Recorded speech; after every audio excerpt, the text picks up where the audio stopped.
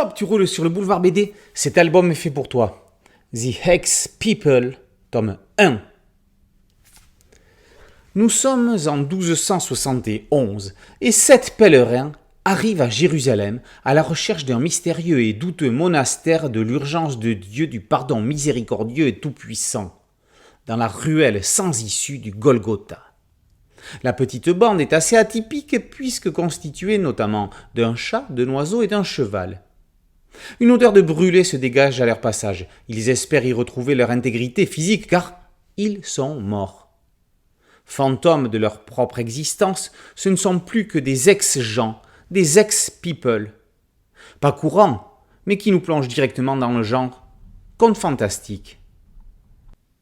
Chacun avec son passé, quelques cadavres à traîner, rêve du pardon de Dieu et espère l'obtenir en rachetant ses fautes avec de l'argent gagné par de bonnes actions.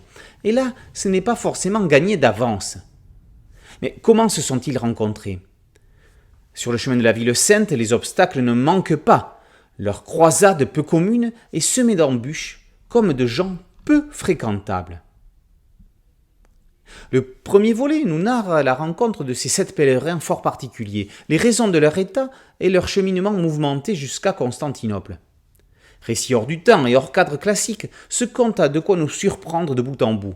Épopée à la fois poétique et moyenâgeuse, où humour, dérision, second degré et clin d'œil ne manquent pas, dans un graphisme unique, mélange d'un trait à la fois empreint de naïveté à la grosse gouache et d'un rythme désarticulé, scénaristes et dessinateurs forment un couple improbable, mais au résultat explosif. Stephen Desberg nous offre un petit florilège de situations cocasses, de dialogues soignés et drôles dès les premières cases. On y retrouve toute sa maîtrise des ficelles narratives. Avec Alexander Hutkin au crayon, ce dernier explose dans sa mise en page.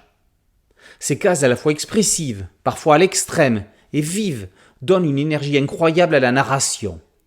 Utilisant à bon escient des ficelles graphiques originales, il prouve une fois de plus son immense talent. Ce premier tome, explosif et prometteur, laisse augurer d'une suite tout aussi passionnante. The Ex-People, tome 1, par Desberg et Hutkin, est paru aux éditions Bambou dans la collection Grand Angle. Merci à mon ami Thierry Ligaud pour cette chronique. Boulevard BD, c'est un podcast audio et une chaîne YouTube. N'oubliez pas de liker, de partager et de vous abonner. À très bientôt sur Boulevard BD. Ciao.